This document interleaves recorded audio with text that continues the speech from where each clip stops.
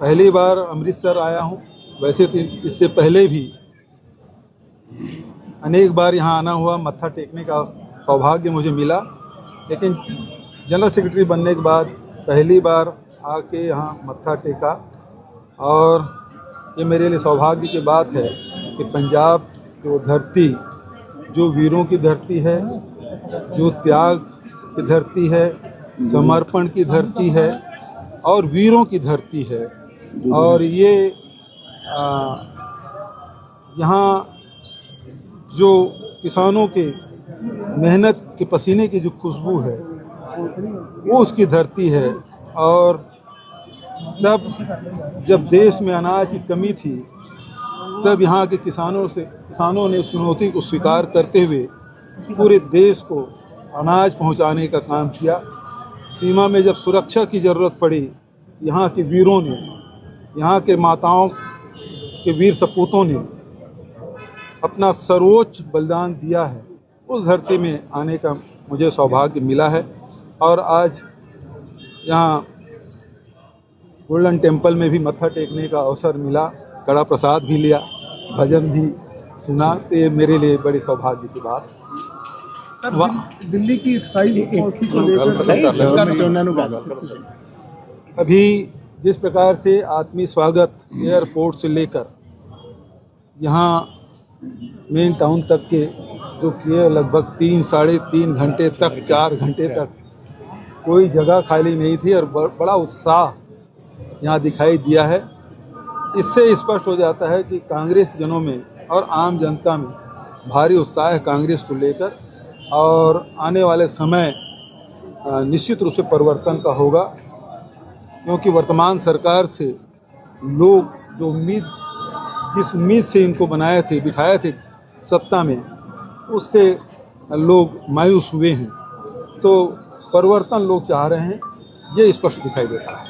अब आप लोगों की तरफ से कोई सवाल? 3 साल बाद अब पंजाब विधानसभा में केजरीवाल दिल्ली हारने के बाद पंजाब में राज्यसभा में सीट के लिए आ रहे हैं, उस पर आपका क्या कहना है, कोई फर्क पड़ेगा? देखिए, केजरीवाल जी ने पहले क्या बात कही थी कि वो सत्ता के लिए नहीं, परिवर्तन के लिए लोकपाल उन्होंने बनाने की बात कही। वो वेगन आर में घूमने की बात उन्होंने कही और कट्टर ईमानदार की बात उन्होंने कही। लेकिन वो अब दिखाई दे रहा है कि सत्ता लोलुप है, कि अभी 15 दिन नहीं हुआ है, 1 महीने भी नहीं बीता है सत्ता से हटे और वो राज्यसभा जाने के लिए सोच रहे हैं। तो वो केजरीवाल जी अपने लिए राजनीति करते हैं, प्रदेश, पंजाब या दिल्ली की जनता के लिए राजनीति नहीं कर रहे हैं। सर, जिस आम आदमी पार्टी ने पंजाब में चंद दिनों में नशा खत्म करने का वादा किया था, अब 3 साल बाद कैबिनेट कमेटी बनाई गई जो निगरानी करेगी नशे को लेकर। देखिए, ये जिस प्रकार से यहाँ की स्थिति है, अभी तो मैं आज ही आया हूँ और जो सुनने में आया है कि ये सरकार उस दिशा में कोई काम नहीं कर रही है। आगे और सब साथियों से चर्चा करने के बाद जब अगला प्रेस कॉन्फ्रेंस करेंगे तो निश्चित रूप से इस विषय में बात करेंगे। सर, लैंड ऑर्डर को कैसे देखते हैं? आम आदमी पार्टी आपके साथ थी, आपके साथ अलायंस था इंडियन गठबंधन के साथ जी, तो क्या आप देखिए, जहाँ तक के भाजपा के खिलाफ लड़ाई लड़ने की बात थी तो बहुत सारे दलों से गठबंधन हुआ था, और लेकिन पंजाब में ये गठबंधन नहीं हुआ था, क्योंकि मुख्य विपक्षी पार्टी हम ही लोग हैं, कांग्रेस के लोग हैं। तो लीडरशिप जो है वो स्टेट लीडर की बात को बराबर तवज्जो देती है। भले हम गुजरात में, दिल्ली में समझौता कर लिए, लेकिन पंजाब में नहीं किए, क्योंकि यहाँ की जो लीडरशिप है, यहाँ के जो नेतृत्व है प्रदेश के, उन्होंने इसको स्वीकार नहीं किया और उसके खिलाफ लड़ाई लड़े और 7 लोकसभा जीते। तो जो बात यहाँ के साथियों ने, कांग्रेस जनों ने जो बात की थी, वो सही साबित हुआ और उसको जबरदस्त पटकनी की। सर, 2027 को लेकर क्या रणनीति रहेगी? जिस तरह से खट्टर जी ने कहा कि यूएस से डिपोर्ट होकर लड़के हैं, उनको सहानुभूति दिखाने की जरूरत नहीं है, वो सही है, उनके लिए सहानुभूति अमेरिका सरकार ठीक कर रही है। देखिए, हम लोग तो गुरुद्वारे में हैं, यहाँ सभी उन्हीं के बंदे हैं, जो सच्चा हो या ना हो वो सब उनके हैं। और जब देश से बाहर कोई हो तो वो सारे बंदे अपने हैं। यहाँ के कानून के हिसाब से कोई गलत करे तो उसको सजा मिले, लेकिन बाहर में गए हैं, रोजी रोटी कमाने गए हैं और आपके देख रेख में गए हैं। 10 साल से आपकी सरकार है। खट्टर साहब, हरियाणा में कितने साल से आपकी सरकार है? भारतीय जनता पार्टी। दिल्ली में 11 साल हो गए सरकार बने और लाखों के तादाद में जा रहे हैं रोजगार के लिए। गुजरात से जा रहे हैं। और दुर्भाग्यजनक बात यह है कि वो रिपोर्ट कर रहे हैं वो उसके देश के कानून के हिसाब से, लेकिन जिस प्रकार से हाथों में हथकड़ियां, पैरों में बेड़ियां पहना के भेज रहे हैं, ये बेहद अपमानजनक है। उन्होंने, ठीक है वो गए, वो रोजी रोटी कमाने के लिए, वहाँ कोई कानून तोड़ा तो नहीं, कोई अपराध नहीं किया है। उससे तो अच्छा कोलंबिया का जो एक छोटा सा देश है कोलंबिया, जिसका राष्ट्रपति बोले खबरदार हमारे नागरिकों को बेड़ियां पहना कर आप नहीं भेजोगे।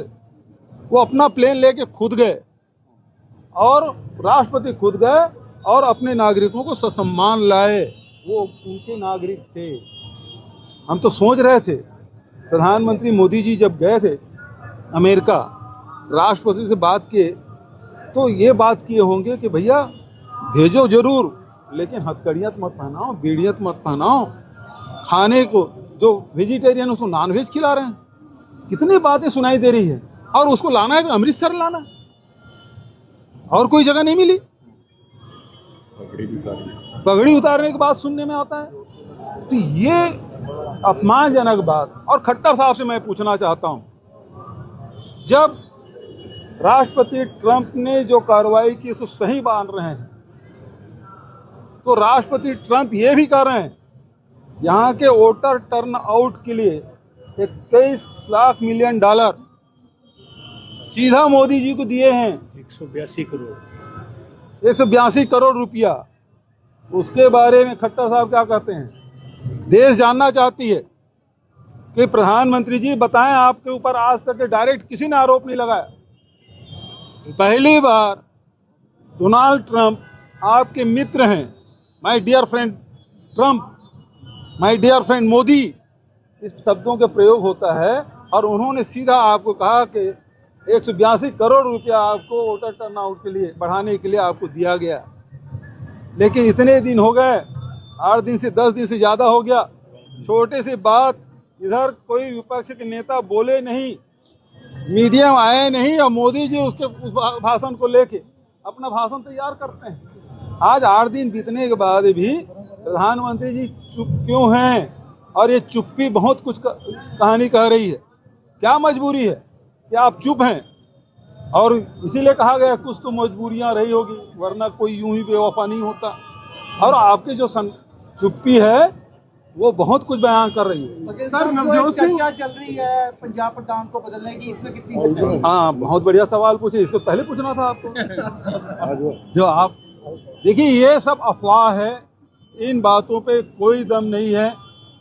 जो मेरे अगल बगल में खड़े हैं उनको पूरा वरदहस्त हाई कमान का मिला हुआ है, और हाई कमान का विशेषाधिकार है किसको क्या जिम्मेदारी देना है, कब देना है, वो हाई कमान तय करता है। लेकिन अभी मेरे अगल बगल दोनों खड़े हैं, चाहे प्रधान खड़े हैं चाहे सीएलपी लीडर खड़े हैं, दोनों को पूरा विश्वास और पूरा आशीर्वाद और पूरा समर्थन हाई कमान का है। सर, नवजोत सिंह सिद्धू सियासत से दूरी बना के चल रहे हैं।